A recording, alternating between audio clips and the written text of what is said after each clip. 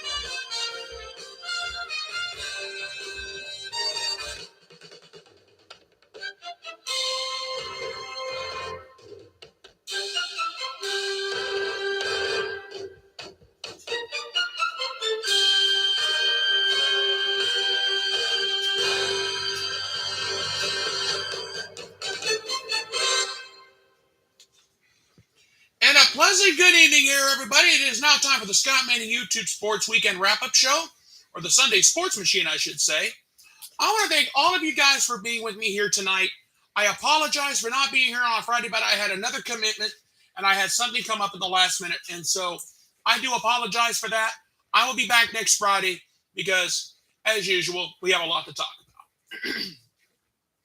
But for tonight, we have a great show lined up, so stay with us, and we're going to have a blast tonight. The San Francisco 49ers beat the Los Angeles Chargers 22-16 tonight in a crazy Sunday night game. The Chargers got shut out in the second half. They had nothing to show. San Francisco 49ers defensive end Dre Greenlaw was ejected for a helmet-to-helmet hit on Justin Herbert tonight. Unfortunately, but it does happen. Excuse me.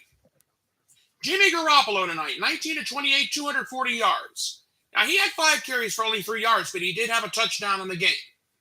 Christian McCaffrey, 77 yards of offensive production, and he had a touchdown in the game. Nick Bosa from Ohio State, 1 sack, 3 tackles for loss. Oh, baby, is he back. And Jordan Willis, 1 sack, 1 tackle for loss tonight. For the LA Chargers, Justin Herbert, 21-35, 196 yards, a touchdown, and an interception. I wonder if that helmet-to-helmet hit kind of hurt him a little bit. DeAndre Carter, 4 catches, 64 yards, and a touchdown. And Khalil Mack, 1 sack, 2 tackles for loss in the ball game tonight. The 49ers, it may have been close on the scoreboard, but if you stop and think about it, listen to these numbers. For the Chargers, 12 first downs, 238 yards total offense. The 49ers outrushed the Chargers 157-51. Just some food for thought. And the Chargers only had the ball for 23 minutes. No wonder they couldn't get anything going. But it's a huge win for the San Francisco 49ers as they tried to get themselves back into the NFC West race. They're out back above 500 with a shot at taking the NFC West. But what a victory tonight for the 49ers. They needed it. And they got it at home. A nice win as they continue on their way, as they continue towards their journey for the playoffs. And what a game we had tonight. But if you thought the madness started just with tonight's game, all brothers and sisters, ladies and gentlemen, you are so wrong. The craziness started this afternoon, early. The Minnesota Vikings beat the Buffalo Bills 33-30 in overtime. This was a miraculous comeback for the Vikings. The Vikings were down 27-10 at one point in this game, going into the fourth quarter, for crying out loud. And then all of a sudden, they just started getting better and better and better. This is the game of the year, everybody. That's all there is to it. The Buffalo Bills were held to 6 points in the second half. And Patrick Peterson, somebody needs to give him the key to the city of Minneapolis. And I'll explain why here in a few minutes. But for this game, Kirk Cousins, 30 of 50, 357 yards, 1 touchdown. He was picked off twice. Dalvin Cook from Florida State, 14 carries, 119 yards, and a touchdown. He had a big game. He had that big 81-yarder. Think about that. And Justin Jefferson from LSU, 10 catches, 193 yards, and a touchdown. There were 2 catches in the fourth quarter late in that game that had my jaw dropping. I was like, literally, I'm not kidding. He came through in the clutch. As for the Buffalo Bills, Josh Allen, 29 of 43, 330 yards, a touchdown, 2 interceptions. Devin Singletary, 13 carries, 47 yards, 2 touchdowns. And Gabe Davis, 6 catches, 93 yards, and a touchdown. But I want to go back to less than a minute to go in the fourth quarter of this game before I talk about anything else. When the Minnesota Vikings had a chance to take the lead late in the fourth quarter, the Buffalo Bills defense got a huge stop on a 4th and goal from like less than the half-yard line. It was like 4th and inches from putting it into the end zone. The Bills defense got a stop. Then all of a sudden, all the Bills had to do was run out the clock. All they had to do was maybe get a couple yards, get it out, take the ball, or they could have taken a knee and taken a safety, and they could have kicked it away. But what in the world happened? Josh Allen fumbled the ball in the end zone. The Minnesota Vikings recover it for a touchdown in the end zone. And it gives the Minnesota Vikings the lead. The Bills were like, yeah, we're going to celebrate too. I'm not kidding. I'm serious. I saw this game today. I watched the Browns game was getting bad. And as a Browns fan, I turned that game off. I'm like, hey, this is getting better and better by the second. This is getting more crazy and crazy by the second. Every Minnesota fan, I'm telling you, all the Vikings fans, you guys are the new cardiac kids.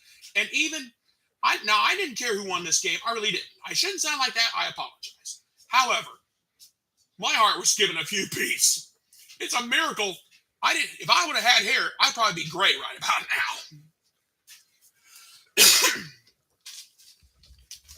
But something else that stuck out to me. Josh Allen, 2 red zone interceptions. This is where Patrick Peterson comes into play. He had 2 interceptions in the red zone, including the game clincher. The Buffalo Bills had 4 turnovers total in this game. This was one of the most crazy games I have seen in years. Game of the year, you better believe it. Or at least it's a nominee. This was a super win, and this was a huge win for the Minnesota Vikings. The Vikings got their signature win. They are 8-1, but they've had to do it the hard way. Last week against the Washington Commanders, they had to come from behind to beat them. And a lot of people are saying, yes, we beat the Miami Dolphins, but the Dolphins were minus Tua Tagovailoa. And speaking of the Dolphins, Miami, you better thank Minnesota for this win today because you guys are now in first place in the AFC East. That's all I'm going to say about that. This game was crazy. I have never seen anything. I've never seen a fourth quarter. I have never seen a final 2 minutes in overtime like I saw today out in Buffalo. And I'm thinking, oh, yeah, what's next? I wrote a nice little thing about it on Facebook, just saying, hey, this is what happened today, all that. The Minnesota Vikings and the Buffalo Bills. Could we see these 2 teams in the Super Bowl? In a way, I hope we do. I shouldn't sound like that, I'm sorry, but if this is any indication, this was a great game all the way to the end. My hats go off to both teams, but my hats go off to the Minnesota Vikings. You guys are now 8-1, And the Minnesota Vikings are for real. Do not sleep on them. They lead the NFC North by a bunch. The rest of the division is struggling right now. And the Vikings got a signature win.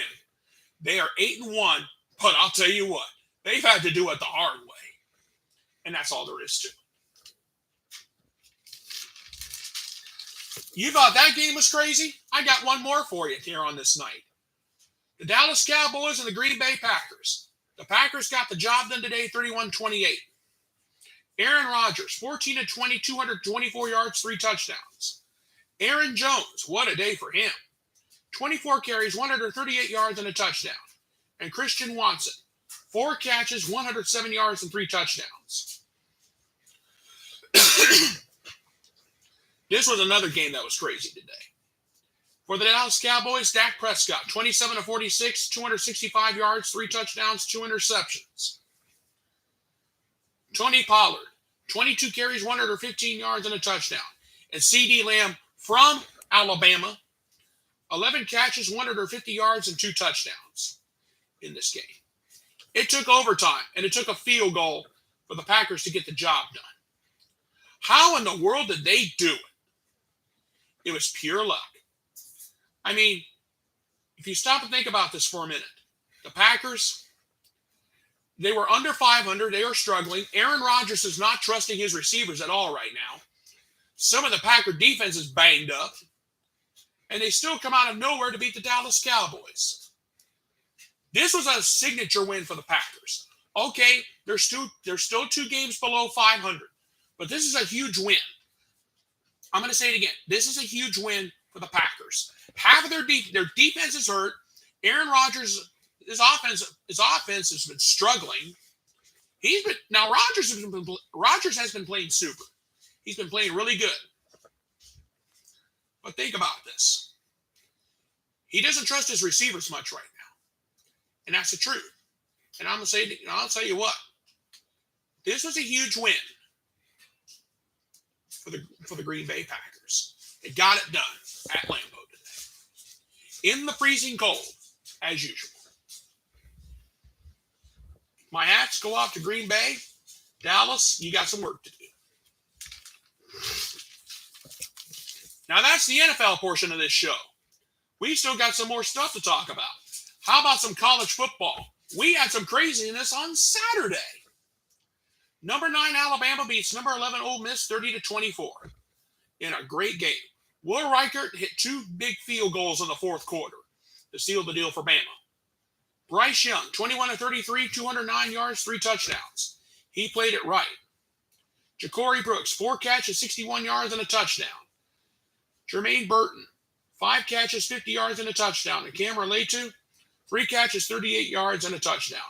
But I want to give some love to Byron Young for a great reason. 2 sacks, 2 tackles for loss in the ball game. He was big on a day like this.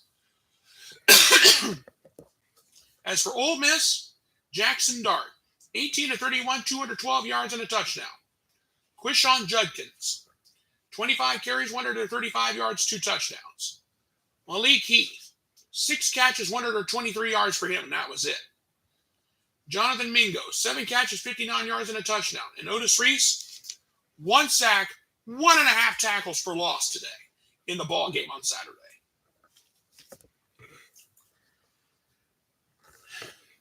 Ole Miss's loss was LSU's game.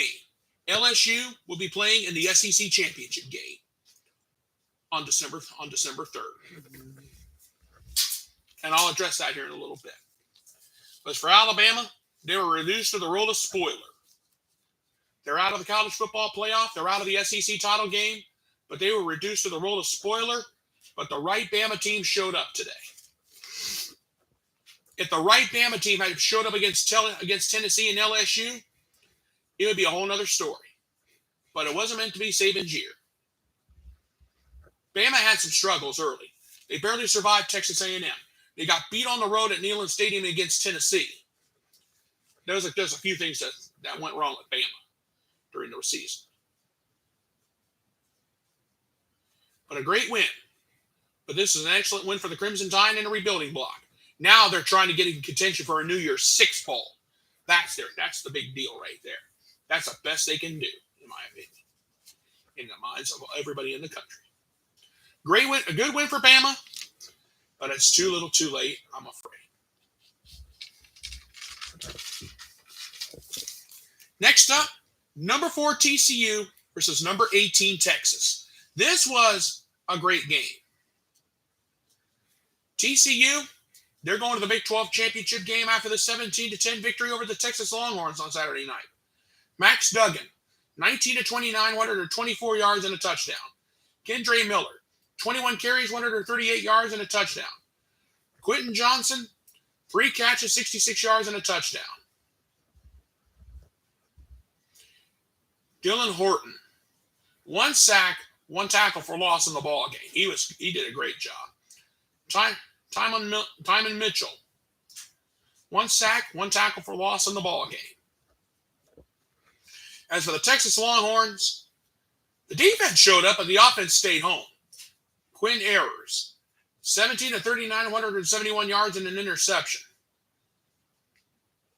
Marin Sorrell, 1.5 sacks, 3 tackles for loss in the game. Oh, my heart goes out to him. And Ovi Ogifor, 1/2 sack, 2 tackles for loss in the game. I feel bad for him too.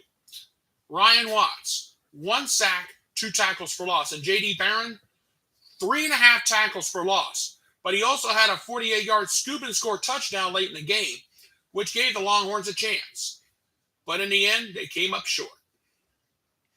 The TCU Horned Frogs are number 4 in the college football playoff poll as it stands right now, and they will be playing for the Big 12 championship. They think everybody's going to say, spit shine the trophy for them. But you don't take college football very lightly. But let's think about these numbers for just a second. For the Texas Longhorns, 14 first downs, 199 yards of total offense, 1 for 13 on 3rd down. TCU outrushed Texas 159 to 28 for the game. And the Longhorns only had the ball for just a little over 22 minutes. There's a lot of things that went wrong for the Longhorns. So it was close on the scoreboard. Yes, it was close on the scoreboard. But if you look at everything, this game wasn't even close at all.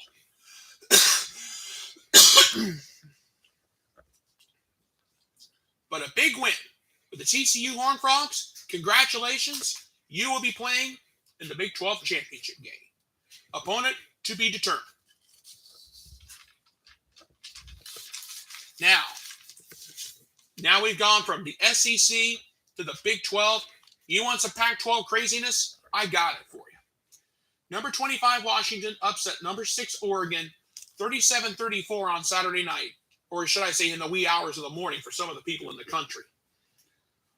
For the Huskies, Michael Penix Jr., 26 of 35, 408 yards, 2 touchdowns and an interception. Jalen McMillan, 8 catches, 122 yards. That was it for him. Wayne Talapapapa, 10 carries, 70 yards and a touchdown. And Jalen Polk, 3 catches for 95 yards. 95 yards receiving on 3 catches. Super job. And he had a touchdown in the game. Now for Oregon. Bo Nix, the former Auburn star. 19 to 27, 280 yards, 2 touchdowns. Bucky Irving, 19 carries, 143 yards. That was it for him. And Noah Whittington, 20 carries, 108 yards, and a touchdown. And Trey Franklin, 5 catches, 139 huge yards, and he had a touchdown in the game. But the real hero of the game was Peyton Henry. He nailed a 43-yard field goal, which was his redemption kick. Let's go back to 2018 for a second. He missed a field goal in the final play of regulation when the Huskies had to face Oregon, and ultimately Oregon won the ball game. This was a crazy game from the start. Oregon outrushed Washington 312 to 114. I'm not joking. Oregon basically dominated the stats battle. But at the end of the day, it was the Washington Huskies that got the job done. And now all of a sudden, you need to be thinking about the Huskies possibly having a shot at the Pac-12 crown. This was a huge win for the Huskies. And as for Oregon, you can count them out of a national title race. They are now out of it now with 2 losses. And those 2 losses are very, very costly. But for the Huskies, they got it done at the right time.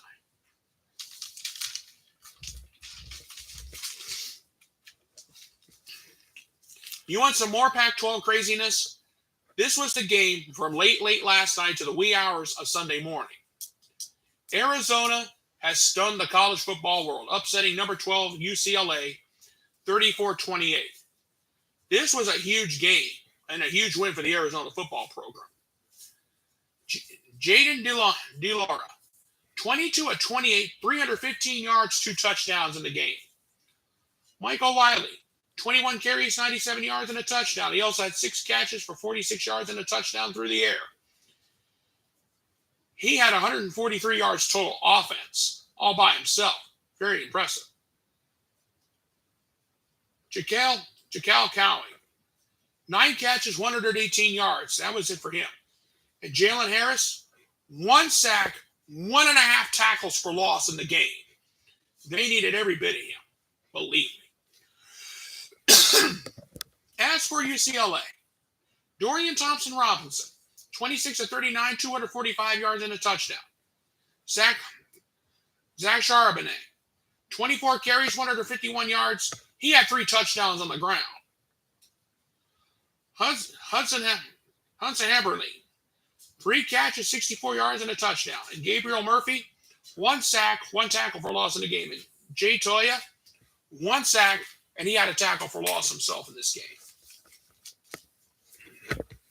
2 huge things happened in this game. This was a huge win for the Arizona football program that has been struggling over the past few years. And this was a huge setback for UCLA. Now, all of a sudden, they find themselves on the outside looking in the Pac-12 title race. The battle for the Pac-12 is going to come down to who wants it the most. And I'll tell you what.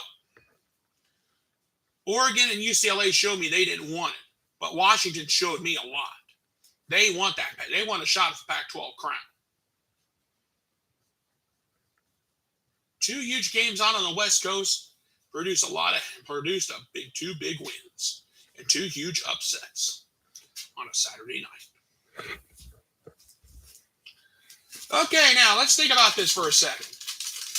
We have 2 conference championship games that have been determined already. In the SEC championship game, number 1 Georgia, the undefeated Georgia Bulldogs will face number 7 LSU Saturday night, December 4th. Georgia, they're just running on all cylinders right now. LSU, a huge upset victory over Alabama, but unfortunately they have 1 loss in SEC play, and they're 8-2 overall. So buckle your seatbelts. This could be a game because you know Georgia and LSU do not like each other. Could this be like another rivalry? We'll have to wait and see. And the other game that has already been determined, number 10 Clemson will face number 15 North Carolina in the ACC championship game. Both teams are undefeated in conference play. Clemson 7-0. North Carolina 6-0. We're talking about North Carolina, the basketball school. Well, somebody from the football team must not have gotten that memo. But anyway. And number 10 Clemson, both teams are 9-1 on this season. They both have non-conference losses to guess who? Notre Dame. They're ACC in basketball. I'll tell you what. With the Fighting Irish to beat both these teams, and if somebody would have told me it would be Clemson and North Carolina in the ACC championship game on December 3rd, I would have said, you got to be kidding. But it is what it is in college football. And those games have already been determined. Just to let you know.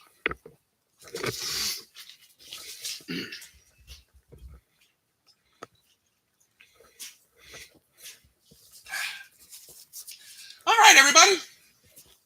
That was a weekend wrap-up, but I have a look ahead to this week and some games that have got my special interest, that have my special attention. This week, on Monday, you know what's going on. The Washington Commanders and the Philadelphia Eagles. The Eagles are undefeated. That is your game on Monday Night Football. Then that game's on ESPN. On Tuesday, we have a doubleheader in the NBA on TNT. The Memphis Grizzlies, the surprise Grizzlies, are playing the New Orleans Pelicans. The Pelicans have a lot to prove this week, too. That is your early game. That is your 7:30 game on TNT. Then your late night game at 10 o'clock. The Brooklyn Nets. The Nets have moved on from Kyrie Irving, in my opinion. They will face the Sacramento Kings at 10 o'clock on Tuesday night. Then on Wednesday, I got two games. I got 3 games for the price of 1. The early game in the NBA on ESPN on Wednesday night will be the Boston Celtics and the Atlanta Hawks. The Celtics are the reigning NBA Eastern Conference champions. They got to get back on track and get some wins. The Atlanta Hawks, the Trae Young group, they can get it done too. Let's see what happens. Then in your late game, the Golden State Warriors, who are having some struggles right now, they will face the Phoenix Suns. And that is your 10 o'clock game on ESPN on Wednesday night. But if you want an extra little surprise, number 2 Gonzaga faces number 12 Texas on Wednesday night in a huge top 15 college basketball matchup. That is a 9:30 game on ESPN2. And keep that in mind. Then on Thursday night, you guys know we got Amazon Prime Thursday Night Football. I forgot to write down the matchup. I will get that to you on my Facebook page, and I do apologize. Then on Friday, the big ones. The undefeated Milwaukee Bucks face the Philadelphia 76ers in an NBA game on Friday night. And that'll be on ESPN. And then your late night game will be the New York Knicks and the Golden State Warriors. That's a 10 o'clock start on ESPN. But I've got I got a top 20 matchup in college basketball for you. Number 5 Baylor faces number 18 Virginia. That is a 7 o'clock start on ESPN2. We got a huge week coming up in the sports world, people. So buckle your seatbelts, fans, and here we go. And now, ladies and gentlemen, it is now time for my closing thoughts. What a great weekend we had in college football and the NFL. And even in the NBA. We saw some craziness from above and below. We saw Gonzaga escape over Michigan State in a Veterans Day battle. And we saw something very special